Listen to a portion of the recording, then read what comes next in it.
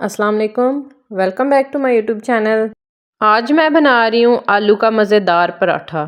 ये किस तरह से बनाएंगे तो चलिए आइए देख लेते हैं। सबसे पहले बिस्मिल्लाहिर्रहमानिर्रहीम।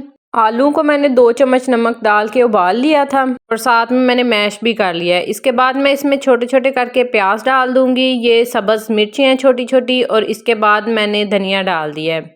अब इन सारी चीज़ों को मैं अच्छी तरह से मिक्स कर लूँगी। हाथों की मदद से अच्छी तरह से मिक्स कर लूँगी। मिक्स करने के बाद इसमें मैं डाल दूँगी पाउडर मसाले। पाउडर मसालों में सबसे पहले 1 चम्मच भर के नमक, 1 चम्मच हल्दी और हाफ चम्मच जो है सुरख मिर्च का मैं शामिल कर दूँगी। इसके बाद मैं इसमें शामिल कर दूँगी चाट मसाला। चाट मसाला थोड़ा सा ही शामिल करूँगी ताकि नमक जो है तेज़ ना हो जाए। इसके बाद मैं हाथों की मदद से इसको मैश कर लूँगी। अब मैं इसमें शामिल कर रही हूँ काली मिर्च। इसके बाद मैंने काला नमक थोड़ा सा ऐड किया है। काली मिर्च और काले नमक को शामिल करने के बाद एक दफ़ा फिर से अच्छी तरह मैश कर लूँगी। आटे के मैंने छोटे छोटे पेड़े बना लिए थे, बिल्कुल छोटे छोटे पेड़े।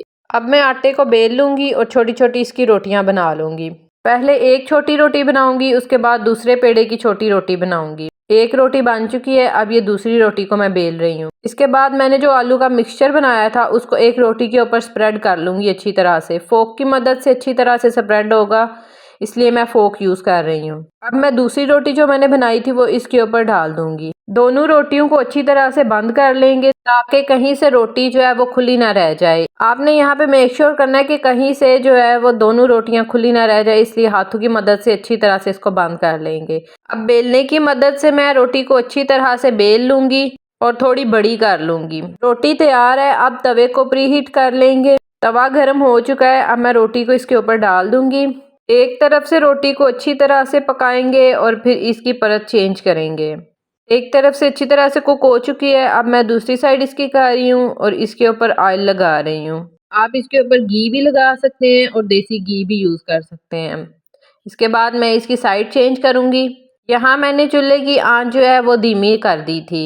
अब मैं इसको धीमी आंच करके आहिस्ता आहिस्ता से कुक कर रही हूँ। दूसरी तरफ से पक चुकी है। अब मैं एक दफ़ा फिर साइड चेंज कर लूँगी। पराठे को अगर तेज़ आंच पे बनाएंगे तो पराठा जो है कच्चा रह जाएगा, इसलिए आंच जो है मीडियम रखेंगे ताकि पराठा एक तरफ से भी अच्छी तरह से पक जाए और दूसरी तरफ से भी अच्छी तरह। पराठा हमारा बनकर तैयार हो चुका है। उम्मीद करती हूँ मेरी आज की रेसिपी आपको पसंद आई होगी। मज़ेदार सा पराठा अगर आपको पसंद आया है तो मेरे चैनल को सब्सक्राइब और वीडियो को लाइक कर दीजिएगा और शेयर करना ना भूलिएगा। जज़ाकल्लाहु खैरन कसीरा।